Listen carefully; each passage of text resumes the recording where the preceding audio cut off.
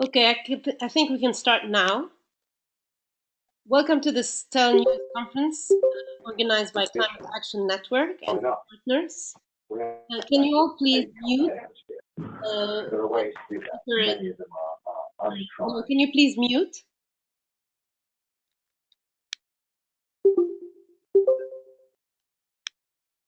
Thank you.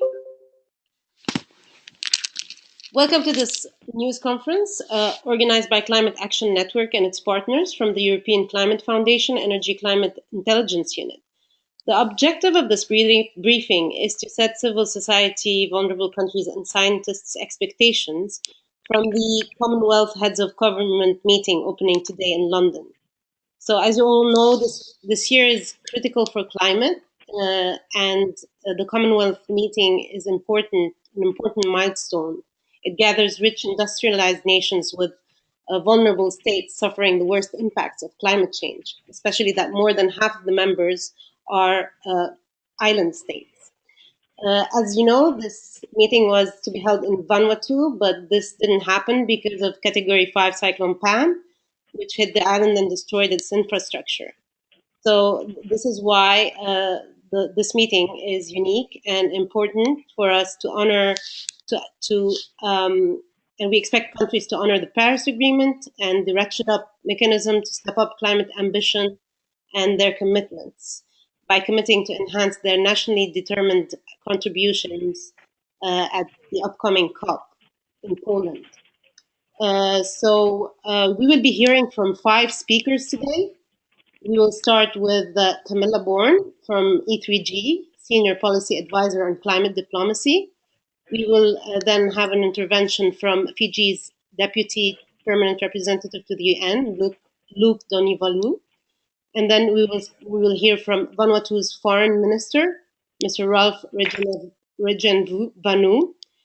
It will be followed by Dr. Phil Williamson, Global Oceans Expert from the University of East Anglia. And finally, we will have an intervention from Christian Aid's Global Climate Policy Lead, Mr. Mohamed Adow. Camilla, can you start, please?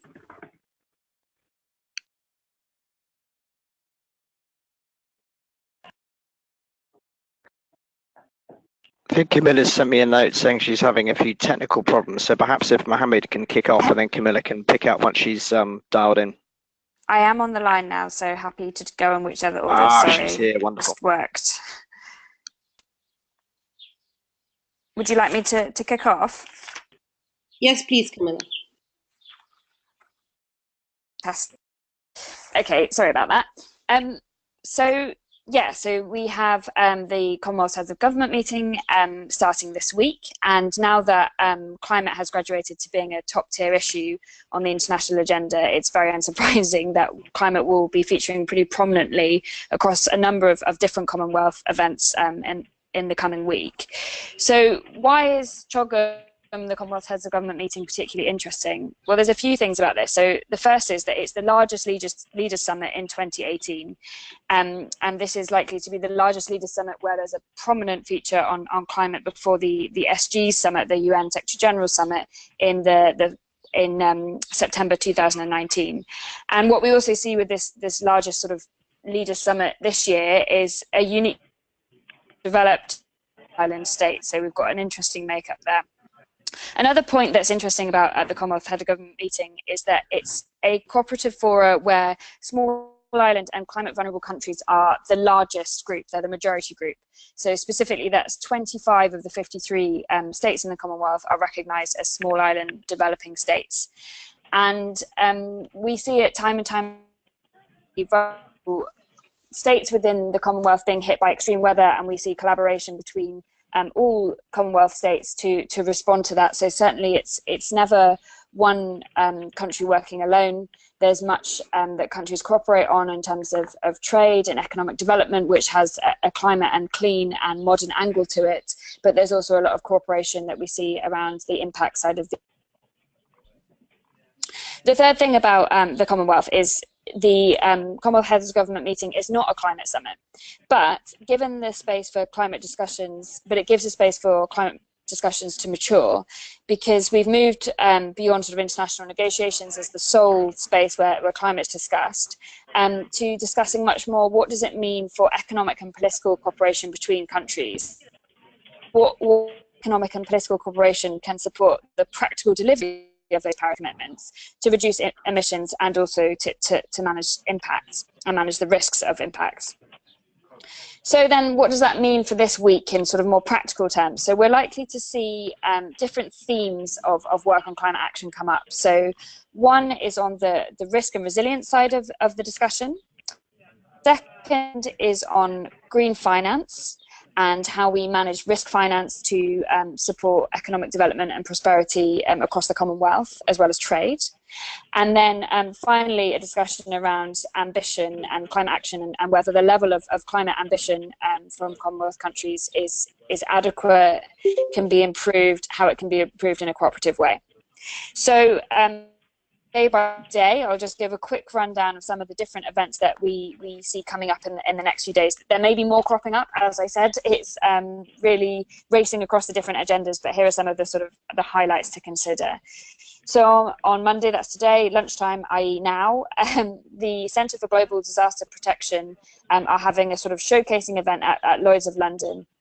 And this should be a pretty interesting looking at science and innovation, looking at leveraging and bringing together all the different UK capacities around science, around weather, and bringing in actors such as the Met Office and the UK Space Agency to think about how insurance, amongst other tools, can be used to help manage climate risks and also provide that kind of climate information, climate service.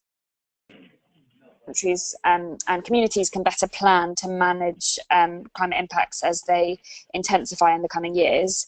Included in this will be some financial support for Caribbean countries, given the last year's challenges that have been seen with extreme weather from different hurricanes hitting Caribbean countries. In the early evening today, there'll also be another event on the International Solar Alliance, and that will be taking place at the London Stock Exchange. Again, another sort of sign that we're moving into a much more kind of economic, political conversation about how we develop our economies to deal with climate change, as opposed to how do we just cooperate for headlines and announcements. Then on Tuesday, there's going to be a Commonwealth Secretariat hosted event on building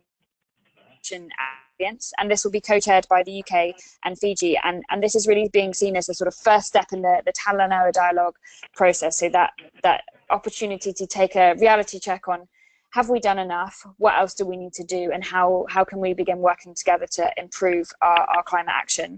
There's also going to be a roundtable on green finance on Tuesday, as well as a small states minister, which is a regular event that always runs concurrently with the Commonwealth Heads of Government meeting, but this time focusing on climate and vulnerability.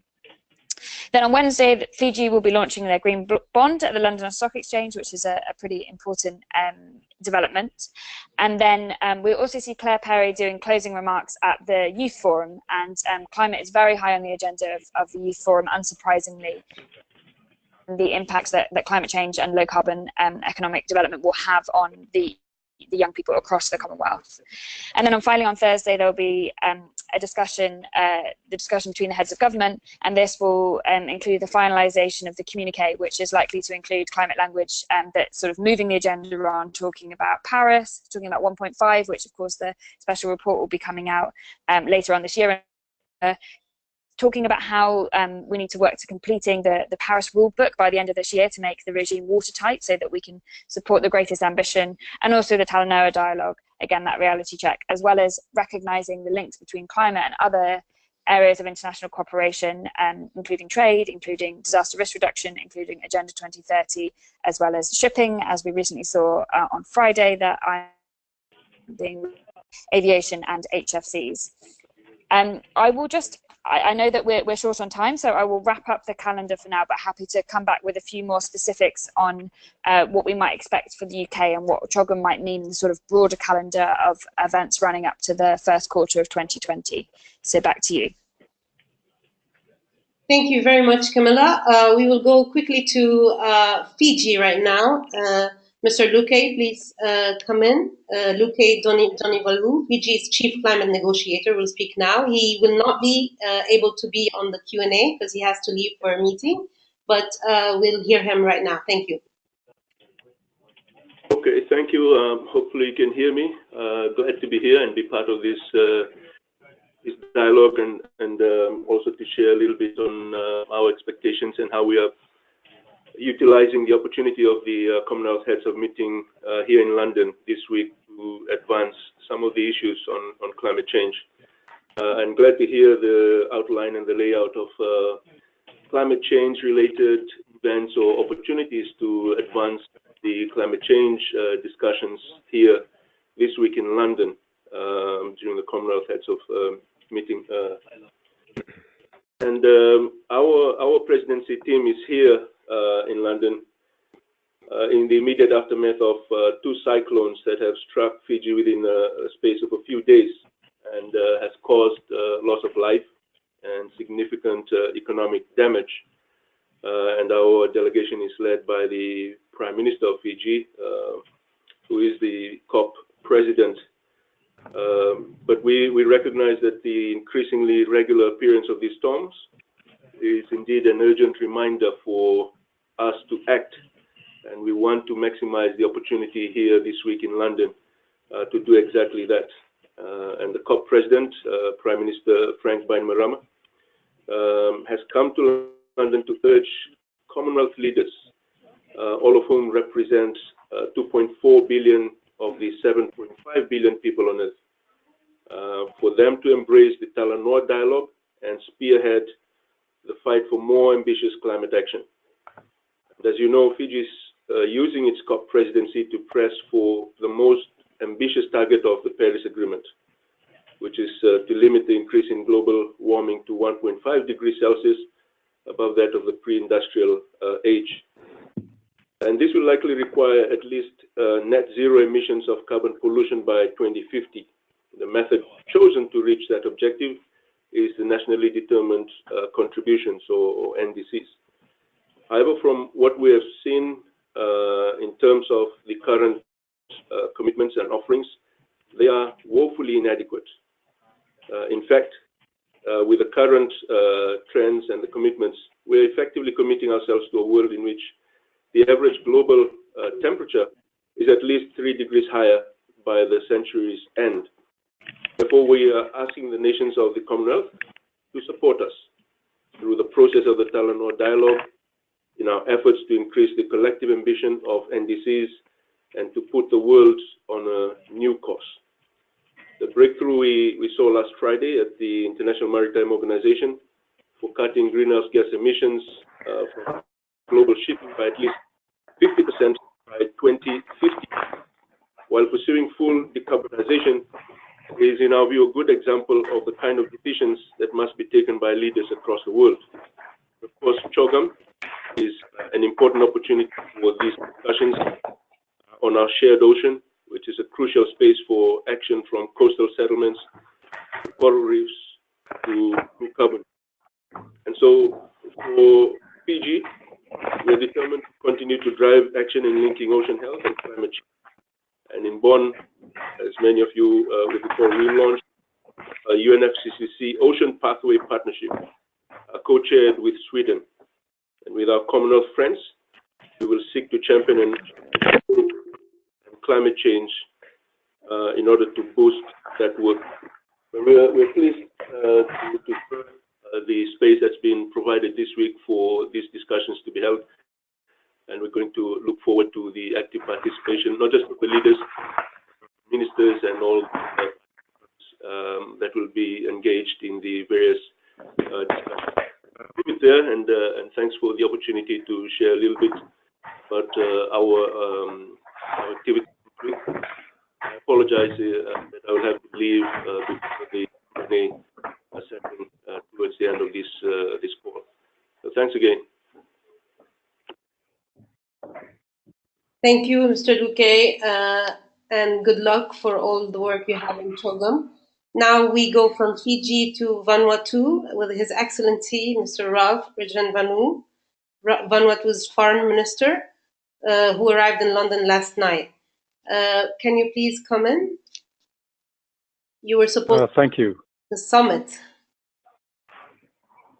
Yes, as you said at the beginning of this panel, this CHOGM that we're now coming to in London was supposed to be held in Vanuatu.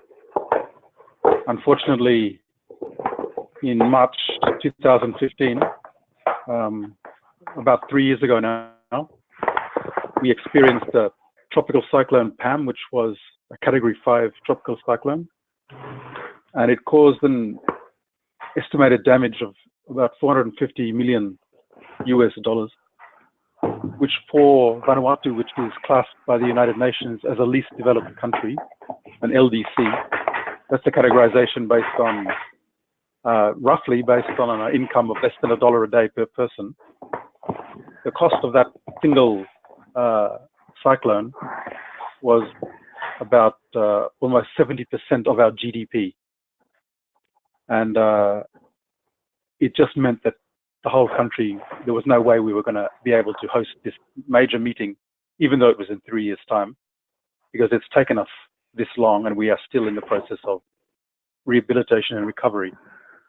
So for Vanuatu, climate change is very real, and it's something that we now are factoring into everything we do about trying to develop our country in terms of our project planning, national sustainable development planning, the integration of climate change, and particularly response to disasters, is something which we are now having to mainstream in all the work we do, because it's an ever-present reality that affects everyone's lives, and it especially affects, as well as, of course, the environment, but also the economy that the national government is trying to develop in a way that we can provide, basic services that people expect from a government in the kind of civil society pact you make, where you pay taxes to the government to get services, just to be able to maintain a minimum level of services to people when you're in a situation where you are a least developed country and you're having to spend over 50% of your GDP dealing with responding to climate change events like tropical cyclones, sea level rise, change in weather patterns, where now we have a cyclone season that's almost 6 months of the year. Just now, this year alone, for example, since January until now, we're in mid-April, we've already had 4 tropical cyclones come through the country, and then a large number of tropical lows as well that have developed into cyclones, but have moved, instead of moving towards Vanuatu, have moved to Fiji. And we've just heard Fiji's representative talk about the 2 cyclones that caused all the damage just in the last 2 weeks.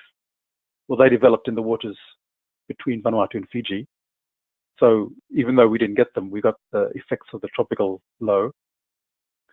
And we are faced with a situation where we are not able to, the very development of the country in terms of providing a basic level of services to people is challenged by climate change.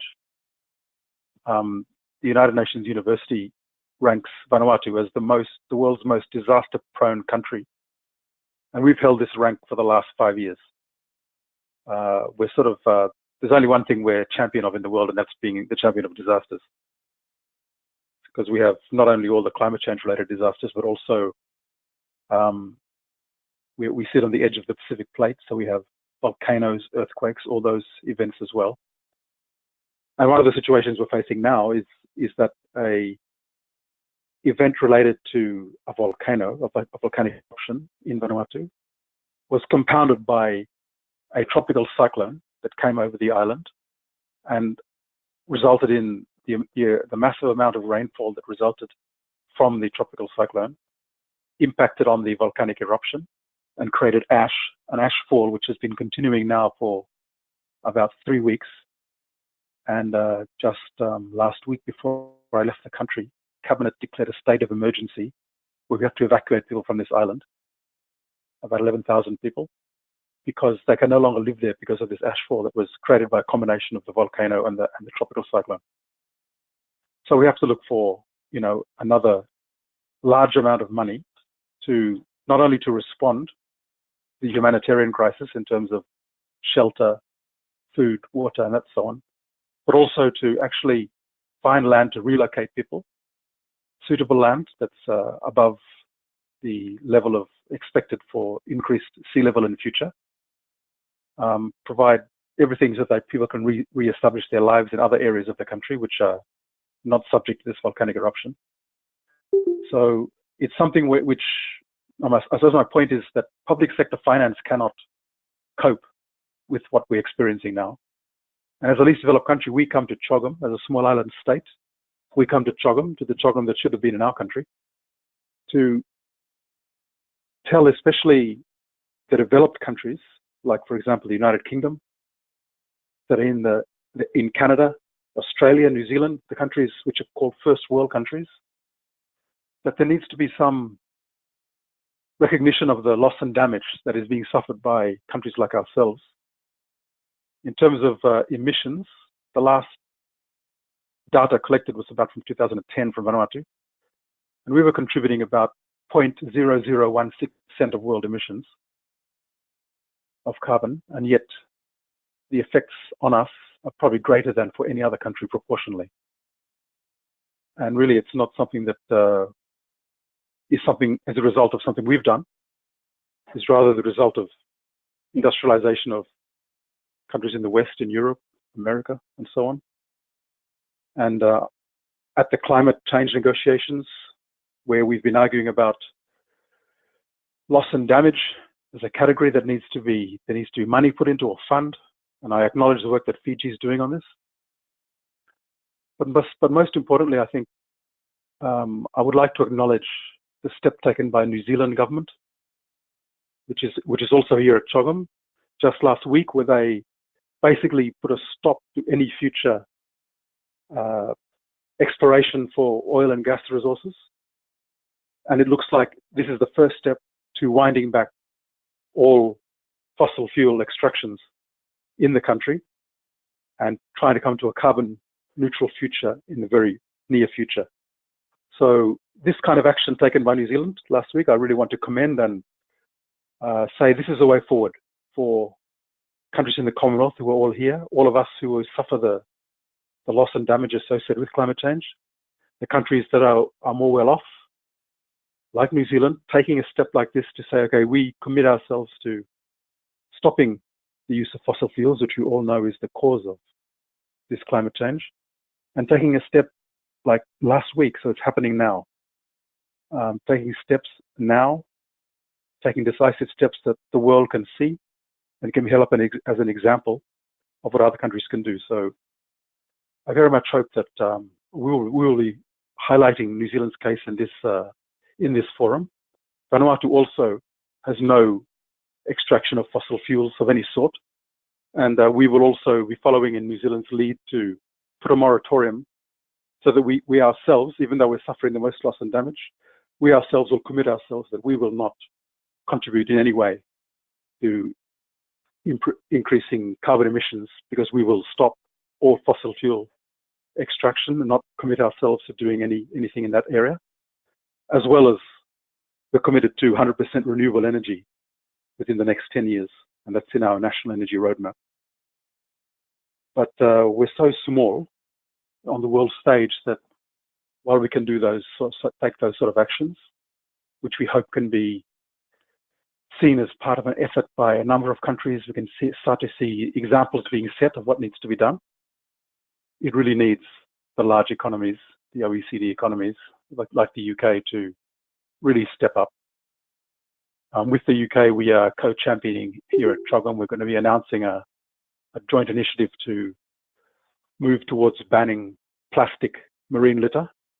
And that's something we're working closely with the UK on. And it shows that, a large country like UK can work with a small country like Vanuatu, one of the smallest countries in the world, on joint initiatives that both can commit themselves to and encourage our neighbours and our friends in other countries to join with us in taking these steps. So we are stepping up as co-blue champions in the blue charter that the Commonwealth will pass at this meeting in London. We will be co-champions on the issue of marine litter. But it shows that championship like Fiji is taking on the issue of climate change is something that countries can be committed to no matter the size. And really it's time, or as many of us have said, it's past time to start to be taking actions, because us in Vanuatu, we're experiencing something that I think will come to all of us eventually if we don't stop the current path we're on, with the increased emissions, the lack of political will to stop or to meet the targets that were set at Paris. We're already there in terms of we're having to restructure a whole economy to be basically on a disaster footing all year round, 12 months, because of the frequency now which we have of all of these disasters. And of course, as I said earlier, we don't have the resources. We very much hope that the international community will step up, take loss and damage seriously, set up mechanisms whereby we can assist each other to cope with what's coming. Thank you. Your Excellency, thank you very much. This was His Excellency Mr. Ralph Regenvanu, Vanuatu's Foreign Minister. We now move. I hope this sets the urgency for what needs to be done. And now we move to the health of the oceans with Dr. Phil Williamson. It's an increasingly a concern and a central subject for CHOGM this year. Please come in, Dr. Williamson.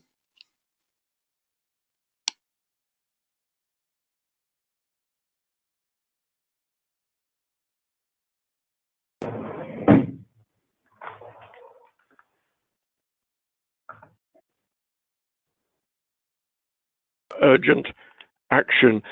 And I think that we might have been a little bit misled by the Paris Agreement of the commitment for the temperature increase by the end of the century, and sort of somewhat putting off the problem for 50 or 60 years' time, and things to be done in the second half of the century, when really the action needs to be done now. Now, my particular expertise and interest is on ocean climate change, and I'd like to say, I mean, we've heard about the increased intensity of cyclones, but there are a whole lot of other aspects that the ocean is involved in particular, that most of the extra heat that has reached the Earth as a result of the change of the atmospheric composition, over 90% of that extra heat has actually gone into the ocean. And although that the ocean has only warmed ever so slightly, but there's an awful lot of ocean there, and then small changes in ocean temperature can then have very serious effects on the climate, on the weather patterns. At the surface ocean, they can affect the marine life, distribution of fisheries. They can cause coral bleaching. For the polar regions, that they affect the sea ice, that the warmer waters underneath can also mean that land ice slips into the sea more easily and contributes to sea level rise. Warmer temperatures in the ocean also mean that there's less oxygen there for the fish, and the carbon dioxide in the ocean means that the water chemistry changes, and we have the process of ocean acidification. So there's a whole lot of these combined additional effects that are occurring in the ocean.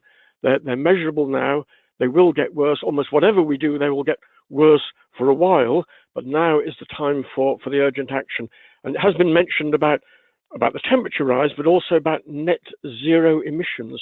And I would like to emphasize that as really the core of the Paris Agreement, because that was the commitment to stop putting out greenhouse gases into the atmosphere. And until we stop putting out the greenhouse gases or balance the release with take-up, then we're still going to get climate change and worsening. And it's no solution just to say, we're going to sort it out sort of sometime in the future, in 50 or 60 years' time. That the time to be planning for that is absolutely now, because it will take some time to have that transition. It's not impossible, but it is extremely challenging, and it is for the richer, the countries that have the resources to make those commitments now. The UK does have a commitment to climate change. It's within legislation, there's a Climate Change Act, but it's for 80% reduction of greenhouse gases by 2050. Now, if other countries are able to make the commitment of net zero emissions, then that's something that the UK, I hope very much, will be able to make that declaration, because that, from a personal perspective, is the very least that is needed. But we do have to work through what the consequences are, and not just to have some sort of a magic solution that we're not quite sure whether it's going to work or not. So we've got to be very realistic and say right from now on that almost from now on, every extra part of greenhouse gas released into the atmosphere, we've got to think, well, what damage is that going to do? It's going to stay around for carbon dioxide for quite a while. Will we need to actually extract it from the atmosphere in future? And if so, that will be quite an expensive and difficult process.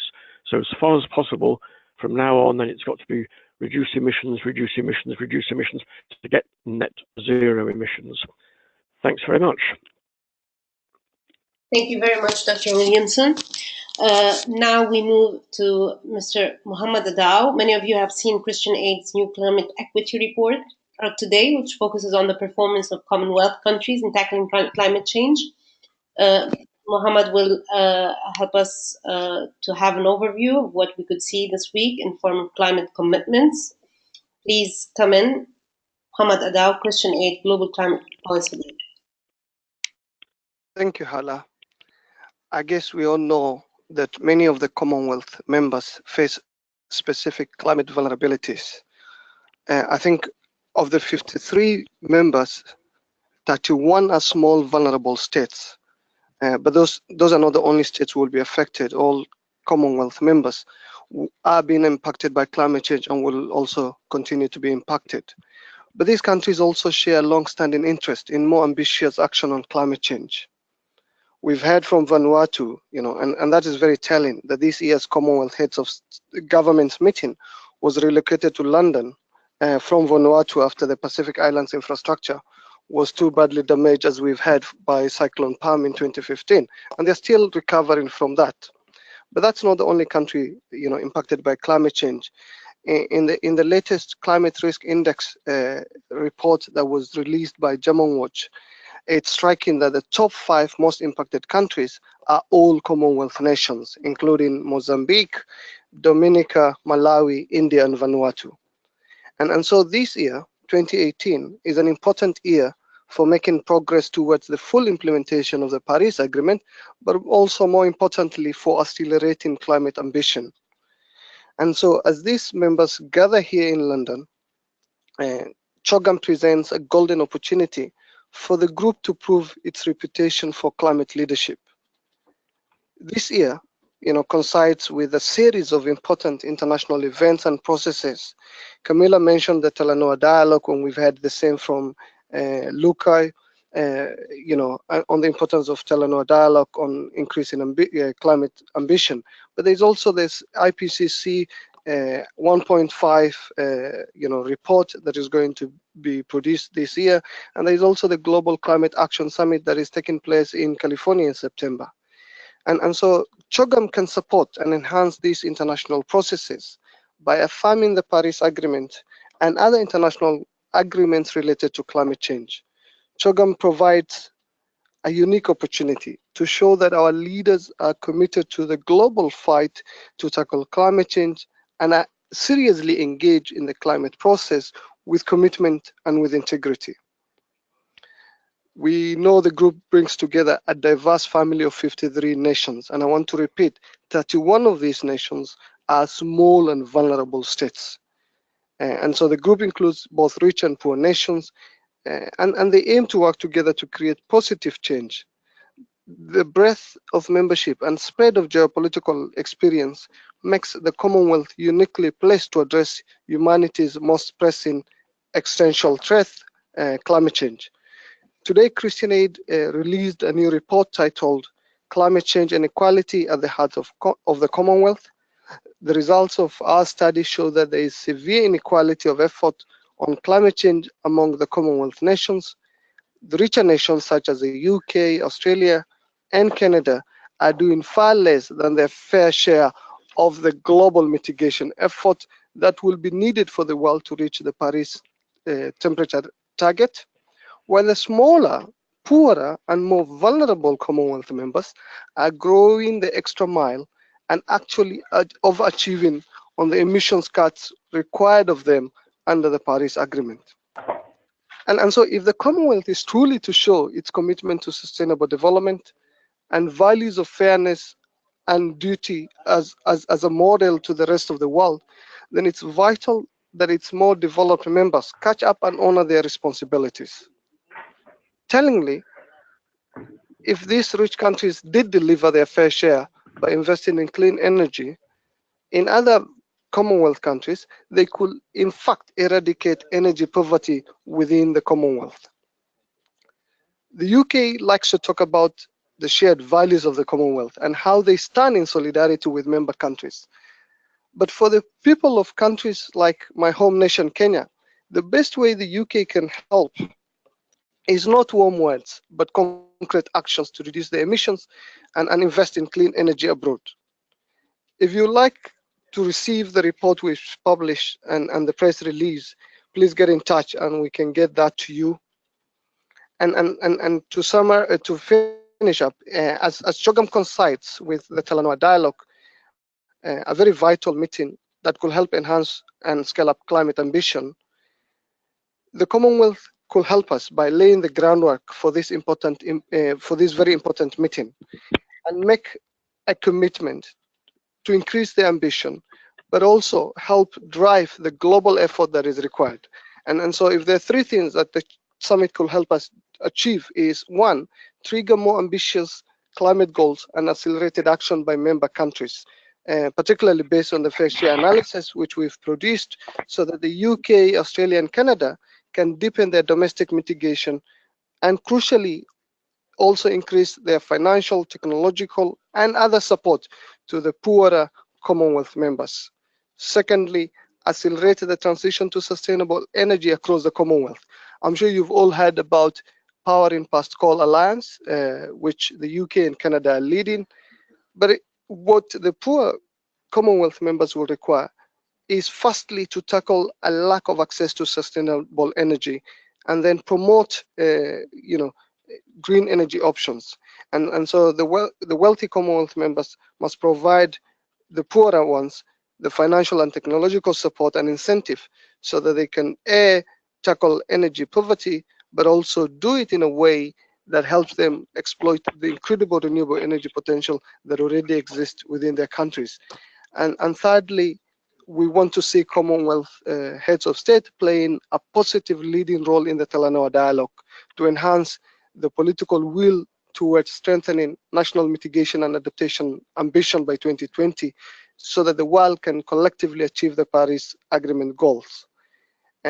This summit is a great opportunity to create momentum for increased global ambition that can be built on at the Global Climate Action Summit in November. And we want to see the Commonwealth head of state leading that effort. And we want to see that effort guided by the best available science, particularly the IPCC's special report on 1.5 degrees. Thank you. Thank you, Mohamed. This was Mohamed Adow, Christian Aid Global Climate Policy Lead. We thank you for laying down like what we want in terms of achievements from CHOGM. If you have any questions to any of the speakers, please come in now. But priority to His Excellency, Mr. Ralph Regenvanu, because he has to leave shortly. So please, if you have any questions to the Foreign Minister, please come in now.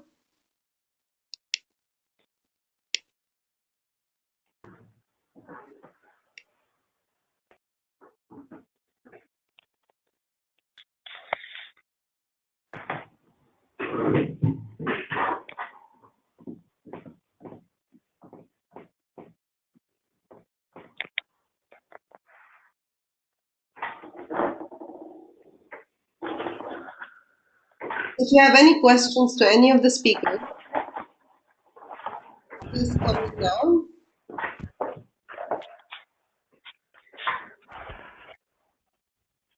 Actually, sorry, Alistair Doyle here from Reuters News Agency. If the Vanuatu Foreign Minister, would be great to have his comment, please, on.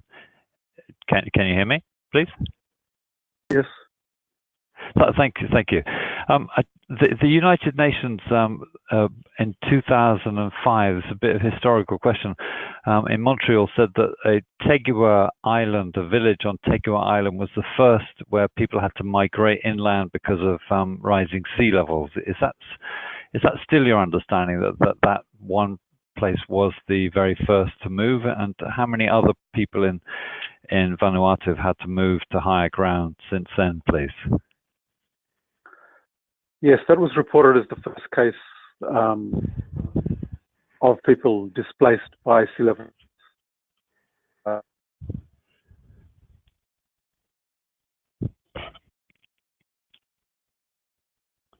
But is that still the case, that it was the first, and have there been many cases since then, please?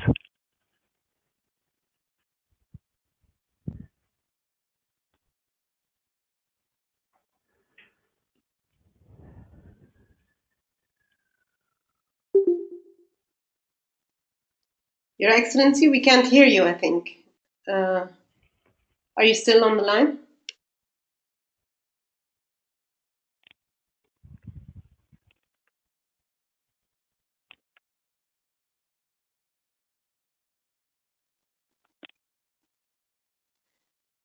Alistair, I think we may have lost Yes. Foreign Minister. Yeah, no, I only heard a few words of the reply, yeah. Yeah, I will. Thank you. Thanks a lot. Thank you. We can connect you to him after this call. That'd be great. Thank you. Thanks. I don't know if the Foreign Minister joined again, or because I can hear somebody's joining. Yeah, that's me coming back in. Oh, sorry. Yes. So, Alistair, yeah, you can go ahead again. Yes. So when we experience sea level rise at the local level, it's basically associated with the cyclones and tropical lows, where the water then comes in, the sea then comes in much further than it used to, and tends to affect also the heavy rainfall. Also tends to affect the land where people used to live or plant their food and so on, and many of the creeks tend to be washed out on the roads. So people are moving because they can no longer live in areas, they can no longer plant food. The infrastructure has been destroyed. Their villages been taken up by landslides and so on. So it's basically happening in so many places. It's almost normal. It's normal that you have to continue to find new places to live. And there's a big migration inland in most of the islands in Vanuatu that's been happening for a number of years now. People are moving to higher ground, back to, in fact, where their ancestors used to live, more up in the hills. Because I think one of the interesting things was that the traditional settlement patterns, people lived up in the hills. And when we had colonization and missionization, people moved down to the coast. And now people are starting to move back to where their ancestors used to live, which is obviously thousands of years of learned ecological knowledge of dealing with disasters, natural hazards, those kind of things. With regards to other Pacific Island countries, I'm aware of a number of others also, like the Carteret Islanders off the coast of Bougainville, who've now completely moved onto the mainland of Bougainville, which is an outlier island of Papua New Guinea. And then other areas like the north coast of Papua New Guinea, where there's been a number of tsunami events. And then now we have, of course, sea level rise happening in the small islands as well, all over the Pacific. Yeah, thank you. If I could comment from a sort of science perspective, that for any single cyclone or hurricane or sort of extreme weather event, then it's always sort of challenging to say, well, was this caused by climate change or could it have happened otherwise? And for any one event, then one can't be certain. But nevertheless, that the increasing intensity of cyclones and hurricanes is definitely part of the trend. And overall, when one looks at the global picture, then from the observations that there is an increased, undoubtedly, frequency of extreme events with hot weather events, and this fits the pattern, and that is expected to continue. So, and sea level rise, that there's all sorts of complications that might be local land movements, that an island might be actually sort of sinking or rising, depending on where in the world and what else is happening around it. But the effect of ice melting in polar regions is actually to make the land mass at Greenland or Antarctica actually to rise up, because it's got less ice sitting on top of it. But in warmer regions, that's where if the ocean is heating up, the ocean will expand as a result of the extra heat, and that's where the sea level rise can occur at the most rapid rate. So it isn't absolutely consistent. There isn't one value for sea level rise around the world, it is very difficult to exactly make the projections and predictions to say what will happen in 20 or 50 years' time under different scenarios. But there is now conclusive evidence that sea level rise is occurring, is accelerating, and that many localities are at much greater risk. Thank you. Thank you. Any more questions?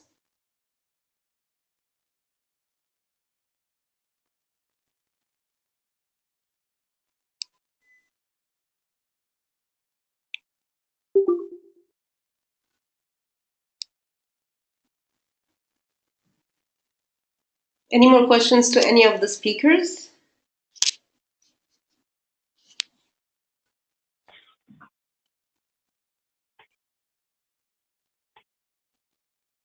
Hala, do you mind if I come in quickly and just speak a little bit to some of the issues around climate risk and resilience? Of course, come in, Camilla. So one thing that I just wanted to focus on is that, so we see, as Mohamed eloquently explained, that we see Commonwealth meeting as part of a sort of a kick-off moment in a way to the Tele dialogue, and that's going to start this conversation of a reality check on how much climate action are we projected to do? Is it enough? How can we work individually and collectively to address this? This will also set the stage then moving forward for countries to think, okay, so what does that mean for our nationally determined contributions for the deadline of the first quarter of 2020? And along the way that we have to getting there, we have the SG, the UN Secretary General Antonio Guterres' Climate Summit in September 2019. At this moment, the UK has been tasked with this champion role, this leadership role on climate risk and resilience. So obviously the UK, as all countries will be, is vulnerable to climate change in its own way. But it also will be working with many of other countries that they have in their trading and cooperative partnerships to think about how they're going to address risk and resilience. So the moment of the Commonwealth Heads of Government meeting is a very important moment for starting to have that conversation at a more granular level. You know, what does it mean for the Commonwealth to move into an era of higher of dealing with issues such as sea level rise, where people are going to be needing to relocate, and you know that I should be looking to the UK, thinking about their leadership role and who they're listening to, who they're collaborating with, to come up with the sort of the different approaches and steps that can be taken to facilitate greater cooperation on the risk and resilience agenda. They haven't come out quickly talking about this champion role. It's been fairly newly awarded, and there are other countries who have similar champion roles in the lead up to the summit. But again, something to watch out for, to see how they start to articulate what it means to take on that championship, that leadership role in the run up to the SG summit. Thank you, Camilla. We have a question from Urmi. What specific deliverable, maybe to Mohamed or Camilla, what specific deliverable could civil society like to see from CHOGM? Yes, Hala. So I think the first and the most critical thing is the Commonwealth Summit stepping up and providing, you know, that leading role in the Tele dialogue. This is an important political process, and unless we can mobilize, you know, the global political will towards strengthening, you know, the Paris pledges, not just the mitigation pledges, but also the adaptation pledges, we won't be in a position to achieve the Paris Agreement goals. So if there's one thing the summit can help us with, is to create momentum for increased global ambition that can then be built on, starting with the May session in the UNFCCC, but also in the Global Climate Action Summit in California, and then in COP24 in Katowice. And so if there is one thing I guess the leadership of the Commonwealth can help us with, is to be able to actually play that important leadership role that will ensure that the Tele dialogue is going to be ambitious, that countries will actually help increase their ambition. So that's the first one. But that won't be enough, particularly for the poorer, vulnerable members of the Commonwealth. The poorer, vulnerable members of the Commonwealth will look to the developed members of the Commonwealth to provide financial and technical support for two things. Firstly, to help them accelerate the transition to sustainable energy. If you look at the Commonwealth, a good number of these countries are poor and are still suffering energy poverty. And so there is opportunity to actually tackle the lack of access to sustainable energy and to promote green energy options by providing financial and technical support. But that won't be enough. We've had, majority of the Commonwealth countries are climate vulnerable. So these countries will also require a package of support. Support that will help them address their vulnerability, that will help them deliver their adaptation, that will help them address the irreversible loss and damage. These are matters of life and death for the citizens of the Commonwealth. And so if CHOGM can actually help provide the kind of financial support that is required to help galvanize these countries, to improve their resilience, to improve their emergency preparedness, for them to be able to actually address climate impact, that will be critical. And then the third critical thing is the wealthy members of the countries are not actually delivering their fair shares. So the UK, Canada, Australia will need to deepen their domestic mitigation. The report that Christine just published shows that these countries are shirking their responsibilities. So we want to see not just a dialogue to help enhance ambition, but the wealthy members of Commonwealth actually coming forward and accelerating action now by deepening their domestic mitigation actions. Thank you, Mohamed. There's a follow-up question here. How do you see the demand for focus on pre-2020, which we saw at Bonn, play out at the CHOGM? If Camilla or Mohamed would like to take this question. I can just come in, given Mohamed Camilla kicked off, but I think perhaps the best place to look is to Christian Aid's recent report launched today, showing that developed countries need to step up and can step up and should do more. I guess one thing that I would add to that is that I think the discussion around climate action is really maturing and developing into new avenues. And I do think there are more opportunities thinking through some of the structural issues around funding, some of the structural issues around risk management, and some of the opportunities from renewable energy and from energy access that Mohamed was speaking to.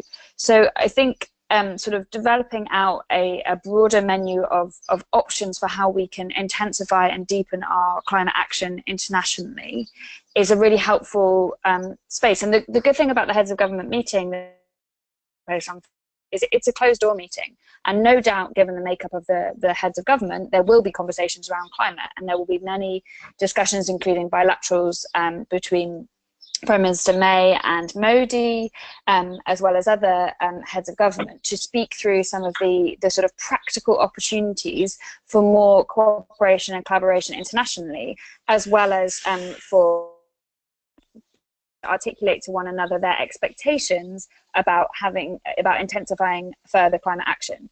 So certainly there should be advances that signal intensifying of pre-2020 ambition and commitment to really becoming Paris compatible, which means doing more now and planning to do more in the future. Just on the 2020 thing, I think there is also the additional thing around ratifying and depositing the instrument of ratification of the Doha Amendment to the Kyoto Protocol. I think that's going to be critical. It's important for them to actually send that signal of unity, which will be powerful if all the 53 members of the Commonwealth were to ratify the Doha Amendment to the Kyoto Protocol and then deposit the instruments of ratification. But that's not the only international agreement that requires ratification. We also have the Kigali Amendment to the Montreal Protocol. So Commonwealth can actually be able to send powerful signals of the direction of travel the world is taking by ensuring that these important agreements are ratified. So that we can be able to have countries actually delivering on their commitment to reduce emissions in the years ahead. So if there is one international process, I think, which Commonwealth can now adopt and sort of help ensure it comes into effect, it's going to be the Doha Amendment. And then secondly, because of the important role the Kigali Amendment to the Montreal Protocol is playing, I think that's another crucial vehicle that countries can use to be able to help deliver greater international climate ambition. Thank you both. We have 3 more minutes for questions. Anyone would like to ask a question to any of the speakers, or even type it in the chat box and I can bring it up.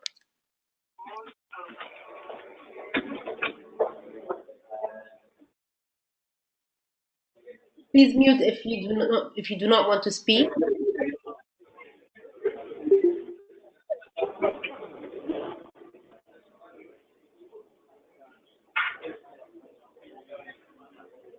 Hi.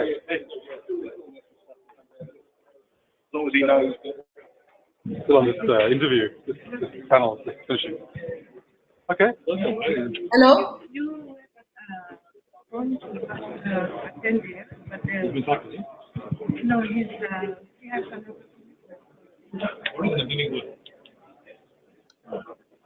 I think we have no more questions. So who will be chairing the panel again? Thank you for all the speakers. Yes. And thank you all the journalists who joined us today. Thanks. That's 4:15, is it? Bye-bye. 4:15? Yeah. Thank you and bye-bye. Bye-bye. Thank you. 15 minutes. Bye. 15 minutes. Okay.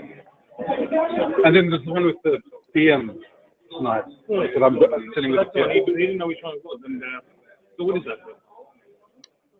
There's some general.